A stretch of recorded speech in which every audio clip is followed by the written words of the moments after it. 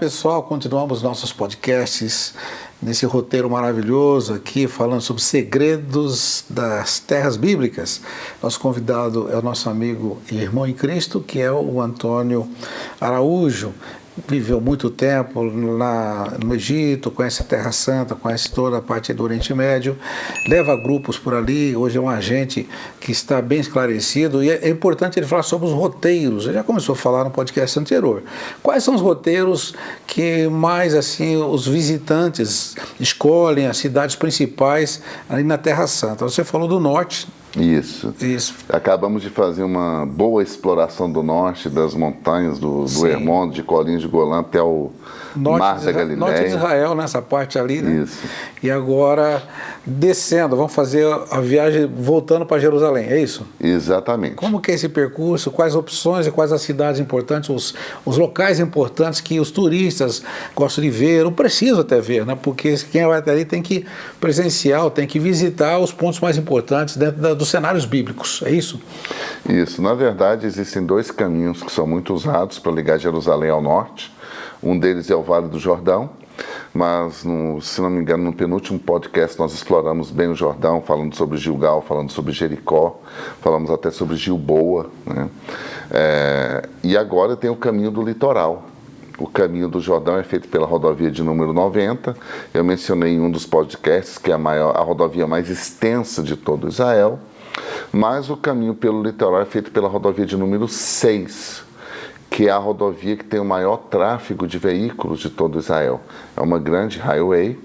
Ela, voltando nos nossos primeiros podcasts, ela remonta a Via Maris, que ligava a civilização egípcia à civilização mesopotâmica.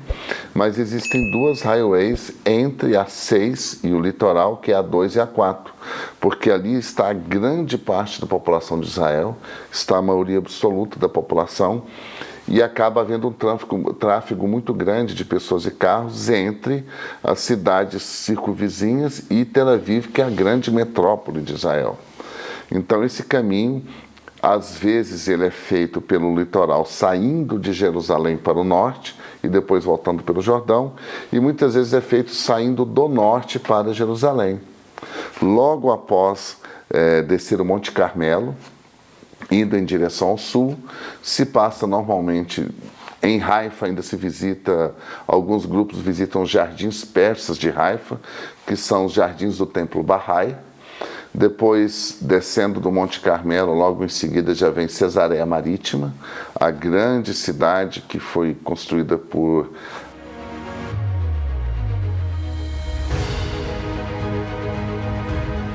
Herodes o Grande, em homenagem a César Augusto. É uma parada que muitos grupos fazem, é um parque nacional, tem uma exposição temática em um cinema, um pequeno cinema, onde os grupos sentam e assistem a história do local. É riquíssimo em arqueologia, porque ali remonta período herodiano, período Império Romano, período bizantino, período persa, período cruzado, e assim vai, o período islâmico com Saladino, período turco-otomano, até que fica desolado em ruínas, como a gente conhece hoje. Essa Cesareia Marítima, então, é aquela que Pedro estava em Jope, tem a visão do centurião, é isso? Do Cornélio? Exatamente. Então ele vai até Cesareia e lá começa uma igreja gentílica, né? Com Pedro ali, né? Pedro começa o ministério gentílico, que depois vai ser passado, né, ou chegar às mãos de Paulo. Paulo, que também tem história em Cesareia Marítima. Ele é preso lá depois, né? A prisão de Paulo. Exatamente. Ali tem a prisão no porto, que era a prisão que Paulo ficou aguardando a sua ida para Roma. Para Roma, exatamente. A resposta de seu apelo para ser julgado em Roma. Cesareia é riquíssimo em história. Tem o hipódromo, o único hipódromo preservado da época do Império Romano, ali na Terra Santa, onde haviam as corridas de bigas. Tem um grande teatro, que até hoje de forma restaurada, ele é usado para eventos e shows. O Hillsong fez um show marcante em Israel, fez em vários locais, mas um dos momentos mais marcantes, ele fez na Galileia, ele fez em Jerusalém, mas um dos momentos mais marcantes do Hillsong foi no Teatro Romano de Cesareia Marítima. E assim é riquíssimo, e você vai margeando ali, conhecendo a vida moderna, de Israel, você passa pela maior usina e a única, né, termoelétrica de Israel, que produz energia para todo o país. Chega-se a Tel Aviv, a grande metrópole. Muitos grupos gostam de usufruir da orla de Tel Aviv, porque a água é sempre cristalina, no verão é muito gostoso o mar ali, mas o ponto para quem faz a peregrinação bíblica é Jope. Jope remonta aí mais de 4.000 anos de história. Existe o porto de Jope, descendo as escadarias, de onde Jonas partiu. Ali tem a casa de Simão, o curtidor, onde Pedro teve a visão dos animais impuros e entendeu que Deus estava mandando ele para chegar até Cornélio, né, até o centurião Cornélio. Ali as pessoas podem ter uma noção dessa vida efervescente de Israel.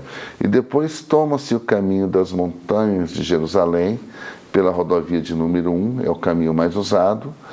E no caminho ainda é possível visitar o povoado de Abu Rosh. Abu Rosh, para quem não se lembra, é o local onde os filisteus deixaram a Arca da Aliança e Davi foi buscar e voltou dançando saltitante de alegria na presença de Deus, porque os filisteus tiveram as úlceras, as feridas em sua pele, oriundas de terem se apossado da Arca da Aliança, que significava a presença de Deus. Ali naquela região, subindo as montanhas, ainda tem Kiriat Gad, ou Vale de Elá, onde houve o grande duelo de Davi com Golias. Nós temos ali várias ruínas de estradas romanas que remontam vários períodos, mas esse é o caminho que se faz até chegar em Jerusalém, que é o ponto alto de toda visita bíblica e peregrinação religiosa em Israel. Jerusalém, então nós vamos falar de Jerusalém, tem a moderna, né, que hoje é um lugar assim, uma grande metrópole, e também a Jerusalém antiga, que é histórica, que se preserva toda aquela arquitetura, né, aquelas ruazinhas estreitinhas, onde tem todo um cenário que realmente faz te lembrar a antiguidade. Então vamos falar sobre Jerusalém, né? Os pontos importantes ali em Jerusalém. É uma coisa que é importante a gente relatar, a Jerusalém antiga não é tão antiga quanto parece. Primeiro, se nós falarmos da Jerusalém de Davi não tem nada a ver com a Jerusalém atual. A Jerusalém de Davi era numa encosta, que hoje ela termina, o topo dela seria próximo ao Dung Gate, o portão de Dungo, né, que dá acesso ao Muro das Lamentações. Essa é a Jerusalém que Davi conquistou dos jebuseus.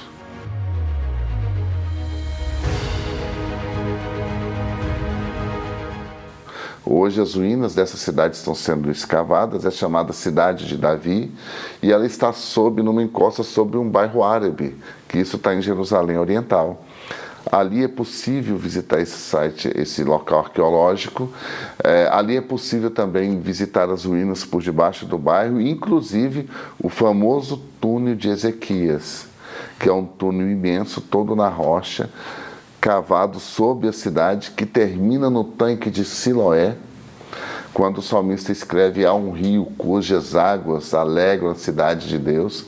Ele está falando sobre esse túnel que foi cavado para levar água para dentro da cidade. Porque o que é interessante, nas guerras antigas, normalmente se sitiava uma cidade, cercava ela, não permitia a entrada de água e comida, e o rei se entregava no final sem lutar, de fome e sede. Mas essas águas, essas fontes que terminam em Siloé e cortam a Jerusalém da época de Davi por debaixo, dentro da rocha, são as águas que não permitiam que a cidade jamais fosse abalada. Então, o Salmo 46, olha só que bênção, né? Aleluia. O Salmo 46 é maravilhoso, né? Porque ele fala: há um rio cujas correntes alegram a cidade de Deus, o santuário das moradas do Altíssimo, e assim ela jamais será abalada, Deus ajudará ao romper da manhã. Decora esse salmo aí que vai ser vamos dizer assim, uma proteção, né, que você tem através da palavra de Deus. Você se lembra que Deus é o seu refúgio, fortaleza, socorro e presente na angústia. Mas estamos falando então dessa cidade de Davi, né, que temos ruínas ali, né? É isso, né? Temos as ruínas da cidade de Davi, ela termina, o topo dela é bem próximo já ao portão que dá acesso ao Muro das Lamentações.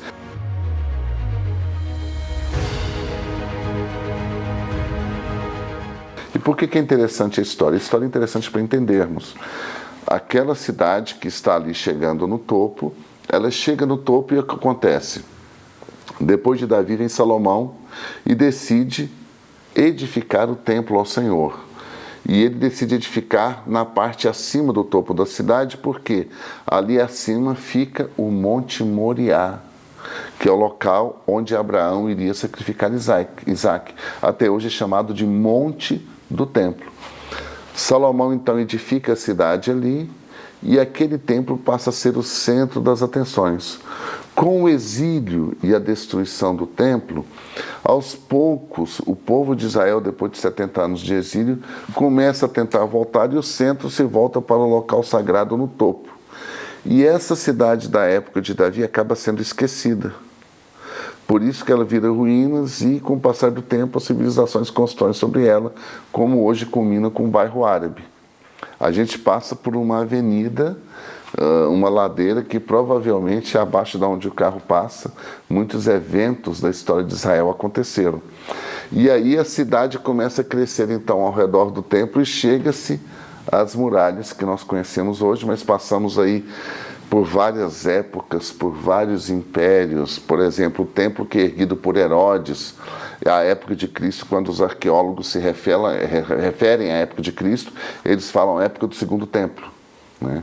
Que é o início da Era Moderna, contado a partir do calendário gregoriano cristão. E você que está nos assistindo, nos acompanhando, assine o nosso canal, inscreva-se aí. É importante que você dê continuidade, porque nós teremos ainda muitas aventuras pela frente, principalmente agora nessa questão mais da história moderna, que nosso irmão Antônio Araújo vai pontuar alguns assuntos que estão na mídia, inclusive, tá? Na mídia recente e até atual, né? Você fica conosco aí, que Deus te abençoe, em nome de Jesus.